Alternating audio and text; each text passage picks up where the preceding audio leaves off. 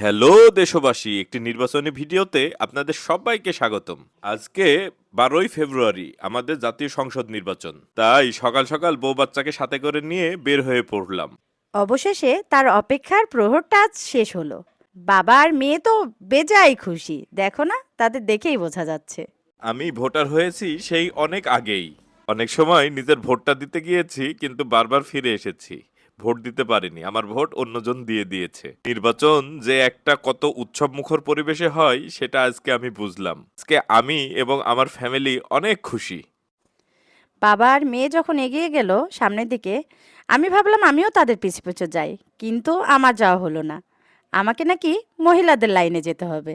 যাক, ডিসিপ্লিনটা আমার খুব ভালোই লাগলো। তারপর একটু সামনে এগিয়ে যেতে দেখি অনেক লম্বা মহিলাদের লাইন। বাবা, এর ভিতর দিয়ে ঢোকা কোনোভাবেই পসিবল না। সবার ঠেলাঠেলি সহ্য করে ভিতরে ঢুকেই পড়লাম। তারপরে যে দেখলাম আমার ওনাকে, সে ভিতরে ভোট দিতে ঢুকেই পড়েছে। এদিকে মেয়েকে সামলাচ্ছি আর তার দিকে ভিডিও তাক করে ধরে আছি।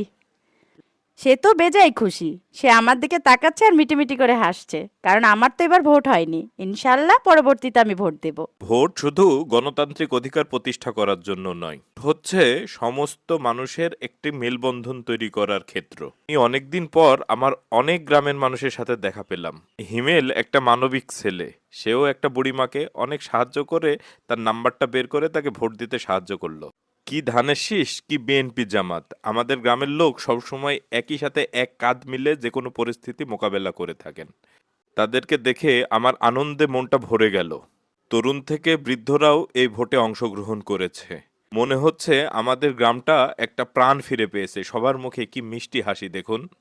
আমি আমার দেশকে অনেক ভালোবাসি। গ্রামের মানুষের এই উচ্ছলতা দেখে আমার মনের মধ্যে আমিও আনন্দে আপ্লুত হয়ে গেলাম। পরিচিত কত মুখ, কত ভাই ব্রাদার, কতদিন পরে দেখা হচ্ছে তাদের সাথে। আহ, এ যেন এক উৎসব মুখর পরিবেশ। সবাই সবার নিজ নিজ দলকে সাপোর্ট করছে। হার জিত নির্বাচনে থাকবেই, তবে যে দলই জিতুক বা হারুক এটা কোনো ব্যাপার না। আনন্দ ঘন পরিবেশ যেন বারবার ফিরে আসে আমাদের গ্রামে, এটাই কাম্য।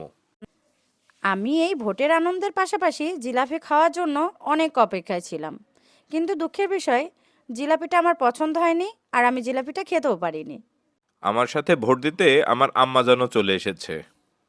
এ দেখে আমার মনে হচ্ছিল আমার বয়স 6 কি 7। নির্বাচন যেমনই হোক, সুষ্ঠু এবং অবাধ পরিবেশে নির্বাচনটা হচ্ছে। সবাই আমার দেশ এবং দেশবাসীর জন্য দোয়া করবেন। ভালো থাকবেন সবাই। আল্লাহ হাফেজ।